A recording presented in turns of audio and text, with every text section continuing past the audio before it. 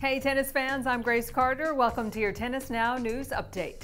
In tennis, changeovers can serve as a sanctuary from the stress of match play. You know, a time to refresh, recharge, and attain a sense of calm before returning to the storm of competition. Well, that wasn't quite how it went down in Stanford. Oh no, not for Stephen Armitage, who, by the way, is the boyfriend of U.S. player Allison Risk. Well, Armitage is a USTA national coach. Check it out as he rips off the microphone coaches are required to wear on the court and blurts out an expletive in exasperation. I had her down and out, and then I just... Ellie. Oh, great. That controversial shut the front door outburst went viral, reigniting the debate over on-court coaching. Despite all that, though, Risk went on to upset number 3 seed Carlos Suarez Navarro to reach the Stanford quarterfinals. So on-court coaching may be at a crossroads, with some arguing that it should be adopted by the ATP Tour and Grand Slams, but others who point to incidents like this one saying it is time for players to take charge and just keep the coaches off the court.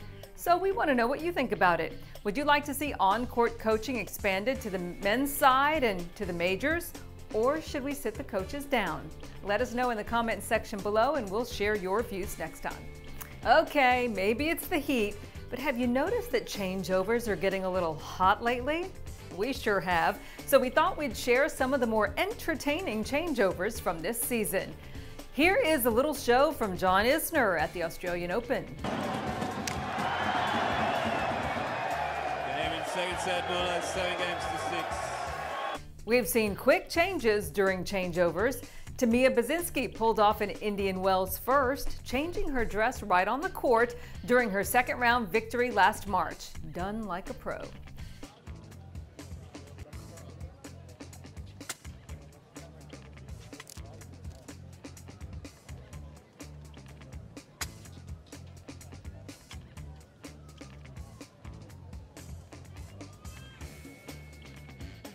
You gonna change? I changed already. Oh, okay. I didn't show the part. It's 3 a.m. Do you know where your shorts are? That was the question confronting Rafa Nadal in Rio earlier this year, when chair umpire Carlos Bernardes wouldn't let Rafa leave the court to change his shorts, which were apparently on backwards. How'd that happen?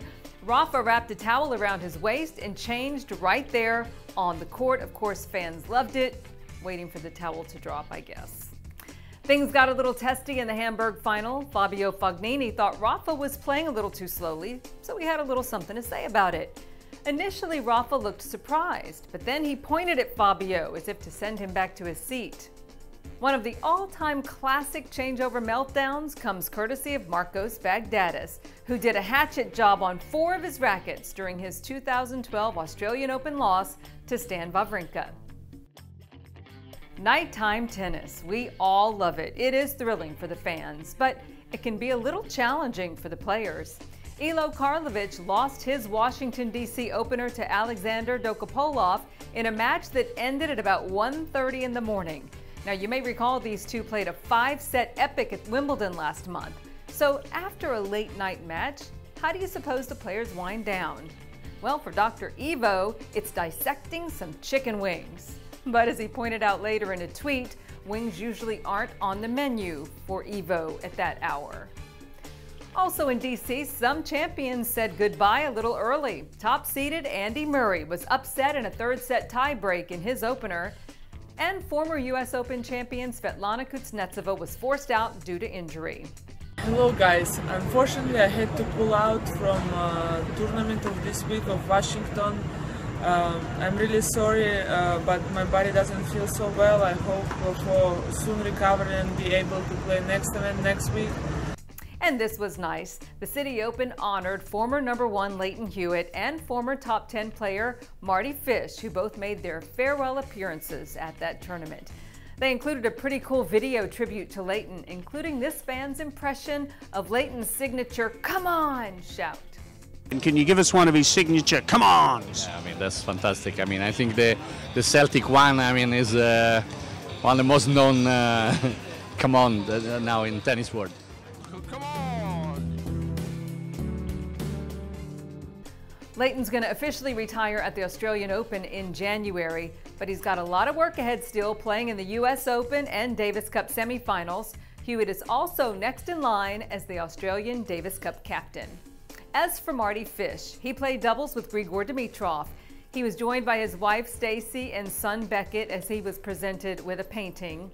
Mardy's friends and former Davis Cup teammates Andy Roddick, John Isner, and the Bryan brothers all praised him for his contributions to American tennis. It's been amazing to see his career. I mean, he's done great things for U.S. tennis. Been huge for the Davis Cup team.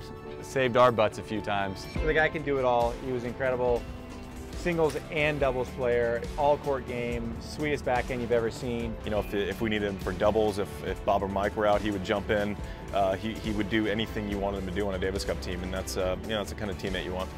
The 33-year-old will close the curtain on his playing career at the U.S. Open. You may remember that Mardy has battled both heart and anxiety issues in recent years, and he says talking about his own mental health issues openly, including conversations with fellow pros, has been very therapeutic. Mardy says he's very open about it, and not everybody is. He says lots of people deal with mental illness and suffer from mental illness, but everyone's different. Fish says he feels like when he talks about it, it makes him feel better.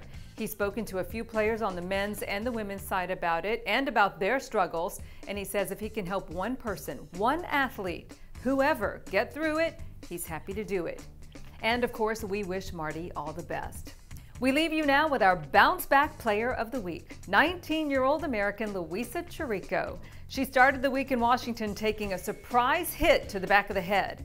But the world number 128 bounced right back and upset number 5 seed Eliza Cornet in a third-set tiebreak to reach her very first career WTA quarterfinal. Well done, Luisa.